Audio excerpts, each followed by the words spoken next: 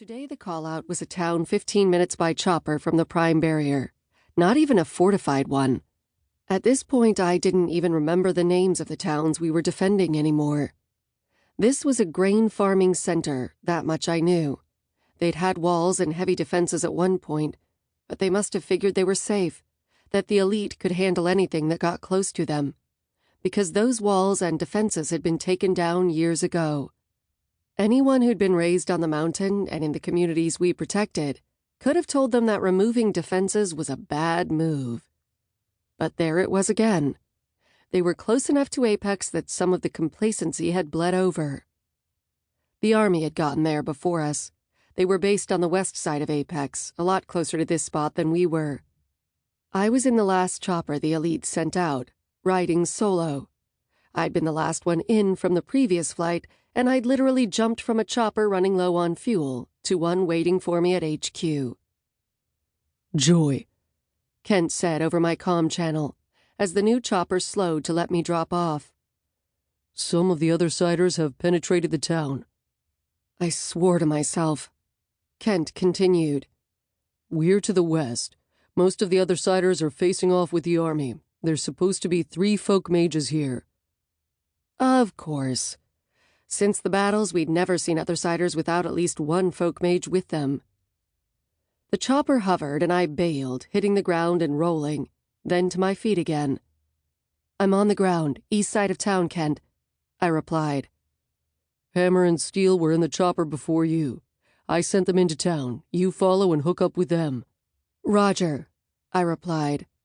I did the quick and dirty summons, bringing the hounds over by opening the way purely on magic energy, will, and the mandalas on the backs of my hands. I'd been doing this so much lately that I didn't even notice the mandalas burning as I brought the hounds over. I ran in on foot, with hounds in front of me acting as scouts, hounds behind me guarding our backs, and Baya and Murthan right beside me. My original 7 were in their Alabrihi forms, appearing as weird animals with crazy patterns and colors, the better to be seen at a distance. Hold and Strike, ahead of me, were a pair of wolves, if wolves were made of shadow. They had been Carly's before she was murdered. Murthan and Gwalchmai, both dark silver gargoyles with silver eyes, had been aces before he betrayed us all by trying to murder me.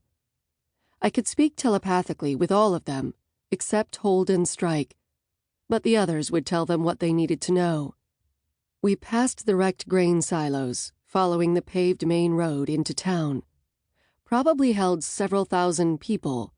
About half the buildings were old-style, built defensively solid blocks of crete, with very narrow windows, if they had any windows at all. Unfortunately, the other half of the buildings were wooden and brick structures. And while I am sure they were pleasant to live in, they were flammable and dead easy to break into. I just hoped that the Sits here had had the sense to make for the old-style buildings when the attack came, because a lot of those other buildings were burning. In moments, I was deep into the town, and by now the air was thick enough to cut. I could tell by the noise that the army was pounding away at the Othersiders outside the town limits. I was wearing my gas mask and goggles as protection against the smoke, or I wouldn't have been able to see or breathe. And I was keyed up and alert, with a nice edge of fear.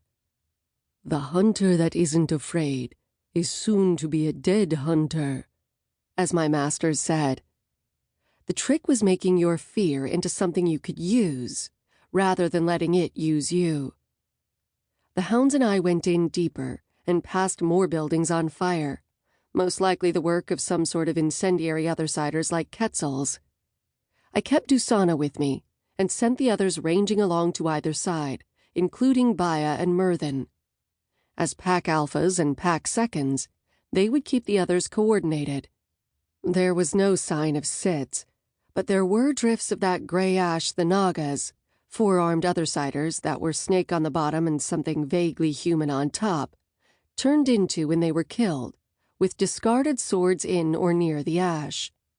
Hammer and Steel must have caught up with the Othersiders inside the town limits. Fortunately, it looked as if the Nagas hadn't gotten as far as breaking into houses to go after the people sheltered there. And clearly the